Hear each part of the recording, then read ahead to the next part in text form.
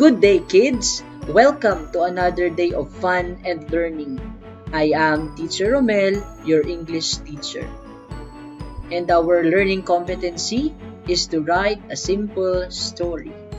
Before we proceed to our new lesson, let's take a glimpse of what we discussed last meeting. We have a direction. Encircle the root word of each number. For number 1, number 2, number 3, number 4, and number 5. Very good. You answer it well. Have you ever tried to write a story? If not yet, in this lesson, you will learn the steps on how to write a simple story. A story is an account of incidents or events. It is a fictional narrative shorter than a novel. The three main parts of a story are beginning, middle, and end. When we say beginning, it introduces the characters, it also introduces the setting, and sometimes it introduces the problem. Second one is the middle. The middle also introduces the problem, if not in the beginning, leads the reader through the events that solve the problem. And the end, it provides the closure, share feelings about the experiences, or it also shares lessons learned.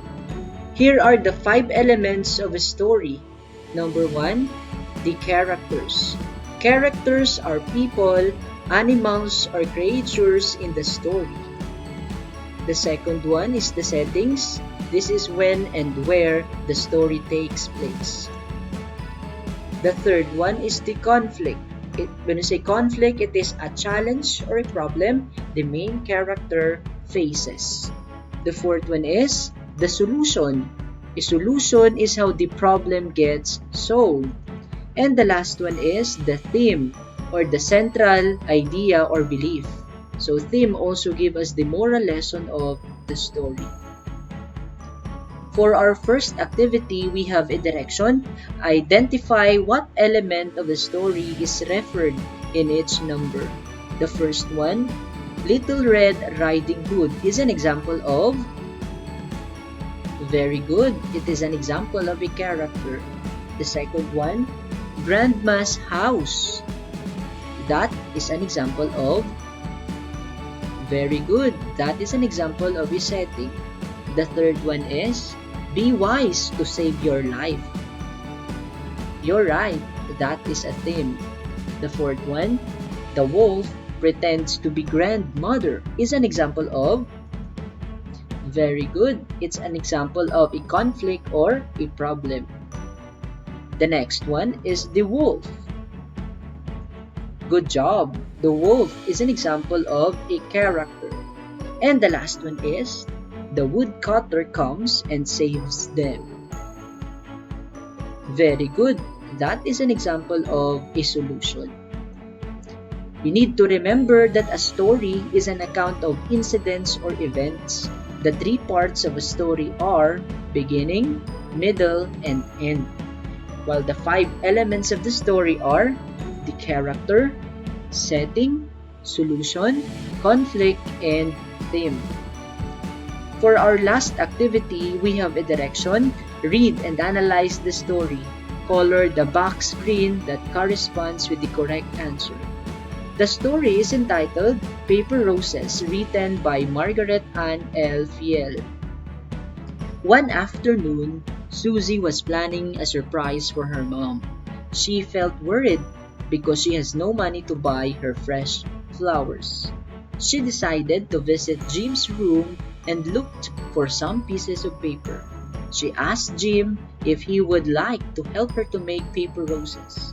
Jim agreed and lent her some scissors and colored papers.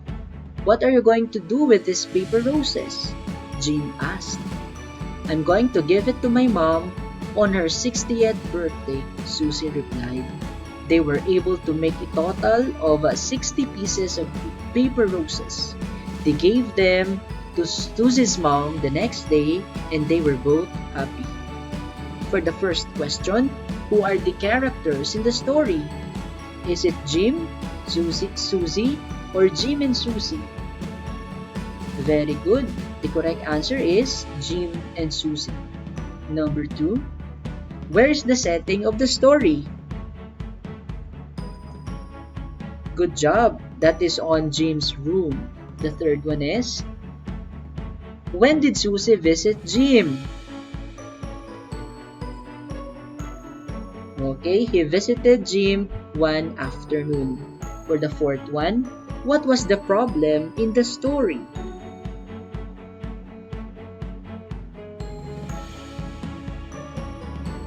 Correct. Susie has no money to buy some fresh flowers. And for the last question, which of the following was the solution to Susie's problem? Very good. They made paper roses. That's all for today, kids. I hope you learned something new for today. Until we meet again, goodbye.